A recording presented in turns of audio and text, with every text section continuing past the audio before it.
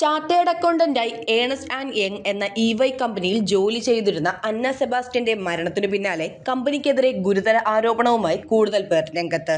ഇപ്പോഴിതാ കഴിഞ്ഞ 4 വർഷമായി കമ്പനിയിൽ ജോലി ചെയ്തിരുന്ന യുവതിയാണ് കമ്പനിക്കെതിരെ പരാതി നൽകിയിരിക്കുന്നത്. സ്ഥാപനത്തിന്റെ പെരുമാറ്റം തൊഴിൽ നിയമങ്ങൾക്ക് വിരുദ്ധമായാണെന്നാണ് പരാതിയിൽ പറയുന്നത്. ഗർഭിണിയായിരുന്നിട്ടും തന്നെ മാനസികമായി പീഡിപ്പിക്കുകയായിരുന്നു. മാനസിക പീഡനം, നിയമവിരുദ്ധമായി സ്ഥാപനത്തിൽ നിന്ന് പുറത്താക്കൽ, അവധി അനുവദിക്കാതെയുള്ള ജോലി സമ്മർദ്ദം തുടങ്ങിയവയാണ് ആരോപണങ്ങളായി ഇപ്പോൾ കമ്പനിക്കെതിരെ ഉയരുന്നത്. ഇന്റേണൽ ജോബ് പോസ്റ്റിംഗുകൾ സംബന്ധിച്ച് തനിക്ക് 1 മാസത്തെ സമയം സ്ഥാപനം അനുവദിച്ചിരുന്നുവെന്നും എന്നാൽ സ്ഥാപനത്തിലെ HR ടീം കാര്യമായ മുന്നറിയിപ്പുകളില്ലാതെ തന്നെ പുറത്താക്കിയെന്നുമാണ് യുവതി ആരോപിക്കുന്നത്. 2024 ഓഗസ്റ്റ് 26 യാതൊരു മുന്നറിയിപ്പുമില്ലാതെ പുറത്താക്കുകയും തരംതാണതും അപമാനകരമായ പെരുമാറ്റത്തിന് വിധേയയാക്കുകയായിരുന്നെന്നും യുവതി പറഞ്ഞു. പുറത്താക്കൽ നടപടി വ്യക്തമായ പ്ലാനിങ്ങോടെയാണ് നടക്കുന്നത്. പുറത്താക്കലിന് പിന്നാലെ HR ടീം സ്വകാര്യ ഫോൺ ഉൾപ്പെടെ കണ്ടുകെട്ടി. ലാപ്ടോപ്പും ആക്സസ് കാർഡും സറണ്ടർ ചെയ്തില്ലെങ്കിൽ വിശ്രമമുറി ഉപയോഗിക്കാനാകില്ലെന്നും അവർ പറഞ്ഞു.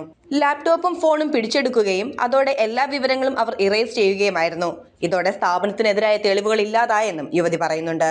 അംഗീകൃത ലീവ് കാലയളവിലും ജോലി ചെയ്തില്ലെന്ന് ചൂണ്ടിക്കാട്ടി HR പ്രതിനിധി പ്രവീൺ കുമാർ, അസോസിയേറ്റ് ഡയറക്ടർ എന്നിവർ തന്നെ മാനസികമായി പീഡിപ്പിച്ചെന്നും പരാതിക്കാരി പറയുന്നു. ഡിവോഴ്സ് ഉൾപ്പെടെയുള്ള വ്യക്തിപരമായ കാരണങ്ങളാൽ പ്രയാസം അനുഭവിക്കുന്നതിനിടെയായിരുന്നു ഈ സംഭവങ്ങളെന്നും യുവതി കൂട്ടിച്ചേർത്തു. 2021 മെയ്യിൽ താൻ ഗർഭിണിയാണെന്നും അപകട സാധ്യത കൂടുതലുള്ള സ്ഥിതിയാണെന്നും അറിഞ്ഞിട്ടും സ്ഥാപനം തന്നെ മാനസികമായി പീഡിപ്പിച്ചു. HR-ൽ വിവരം റിപ്പോർട്ട് ചെയ്തിട്ടും ക്ഷമാപണമോ പരിഹാരമോ ഒന്നും ഉണ്ടായിട്ടില്ല. മാനസിക പീഡനത്താലാണ് താൻ മാസം തികയാതെ പ്രസവിച്ചതിന് തെളിവില്ലെന്നായിരുന്നു എക്സിക്യൂട്ടീവ് ഡയറക്ടർ ഹീദർ ഡിക്സന്റെ പ്രതികരണം. കൊച്ചി സ്വദേശിനിയായ വെറും 26 വയസ്സ് മാത്രം പ്രായമുള്ള അന്ന സെബാസ്റ്റ്യന്റെ മരണം ഇപ്പോൾ EY കമ്പനിക്കെതിരെ ഗുരുതര ആരോപണങ്ങൾ ഉന്നയിച്ചുകൊണ്ട് പല ആളുകളും രംഗത്തെത്തിയിരിക്കുന്നത്.